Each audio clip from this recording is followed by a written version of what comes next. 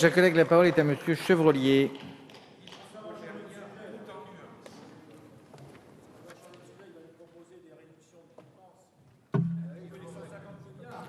Monsieur Rougemont, nous écoutons Monsieur Chevrollier. Monsieur le Président, Madame la Ministre, Messieurs les Ministres, mes chers collègues, à l'heure où l'inquiétude grandit dans les territoires ruraux, ce budget ne va pas les rassurer. En effet, beaucoup de territoires voient les services publics se raréfier, l'offre de soins diminuer, et les habitants de ces territoires se demandent à juste titre quand va s'arrêter cette régression. Or, les crédits consacrés à ces deux actions sont en baisse dans ce budget, au détriment des populations des zones rurales et de l'attractivité de ces territoires, alors que seuls les crédits à la ville sont sanctuarisés. Les promesses électorales sont bien loin. Où est le réenchantement du rêve? Au contraire, la ruralité déchante réellement. Il est vrai que ce gouvernement est très tourné vers la ville, puisque la politique de la ville voit sa dotation augmenter. Il est vrai aussi que ce gouvernement s'est beaucoup occupé des métropoles, en créant d'ailleurs une strate supplémentaire au millefeuille administratif qui en avait guère besoin. Les réformes qui touchent les collectivités territoriales, projets qui contredisent les engagements initiaux, qui bougent au gré des ministres, qui sont menés sans cohérence, ne sont pas là pour donner confiance à nos citoyens, ces citoyens et les élus locaux qui sont complètement déboussolés. Ces réformes qui aboutissent au fait que les territoires ruraux voient la proximité reculer. Vos réformes éloignent les élus de leurs administrés, ce qui se ressent beaucoup plus dans les territoires ruraux que dans les grandes villes.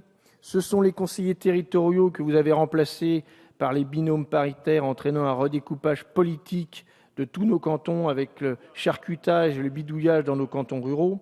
Ce sont les intercommunalités qui se voient de plus en plus renforcées mais agrandi. C'est ainsi que le projet de loi de réforme territoriale prévoit d'imposer un seuil de 20 000 habitants pour les intercommunalités au lieu des 5 000 actuellement, un seuil qui est beaucoup trop élevé pour les territoires, entraînant des regroupements sans signification locale.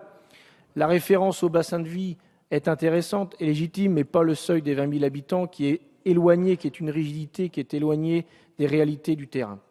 Tous ces sujets sont interprétés comme une méconnaissance, voire un mépris de ce gouvernement envers les territoires ruraux, dont le potentiel est réel.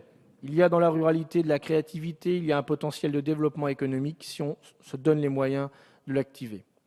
Alors il y a des espoirs, certes, dans votre projet, avec la création toute récente du Commissariat général à l'égalité des territoires, dans le développement des maisons de services au public et des maisons de santé pluridisciplinaires, dans le projet de revitalisation des centres-bourgs, dans l'organisation prochaine, très attendue, des assises de la ruralité. Mais tout ça, ce sont des annonces. Il ne faudrait pas que ces espoirs soient déçus. Les Français attendent des actes et pas des discours. Les territoires ruraux ne veulent pas être les oubliés de notre République. Or, la baisse des dotations aux collectivités locales est un bien mauvais signal. Elle va entraîner inéluctablement une baisse des investissements de ces collectivités, entraînant par là même des baisses de commandes et donc l'inquiétude dans ces secteurs, comme le secteur du bâtiment, des travaux publics, déjà grandement impacté par la crise économique qui dure. Les répercussions se font déjà sentir, les entreprises qui sont en procédure de liquidation se multiplient et le chômage se développe inexorablement. Or, ces emplois sont des emplois de proximité, donc le préjudice est double. De plus, nos collectivités territoriales voient leurs finances grévées par la réforme des rythmes scolaires. Elles se sont vues imposer des charges qu'elles ne peuvent financer. Cette réforme leur impose des adaptations en matière de personnel, de locaux. Tout cela a un coût certain. Et le moins que l'on puisse dire est que les dotations de l'État ne suivent pas. Ce budget est donc décevant alors que ses missions sont essentielles. On parle de redynamiser les territoires ruraux, de lutter contre les fractures territoriales, du développement équilibré et durable des territoires, d'un plan très haut débit, c'est effectivement stratégique pour l'avenir de notre territoire et en particulier de la ruralité, des objectifs louables, mais des moyens qui ne suivent pas. Aujourd'hui, nous avons nos agriculteurs qui ont manifesté dans toute la France, car ils sont étranglés par la baisse des prix et par les contrôles et les règles administratives trop importantes. On a le secteur du bâtiment et des travaux publics qui est en crise, je l'évoquais à l'instant, ils ont manifesté eux aussi il y a quelques semaines. C'est donc tout le tissu économique des territoires ruraux qui souffre et qui inquiète globalement la population de ces territoires.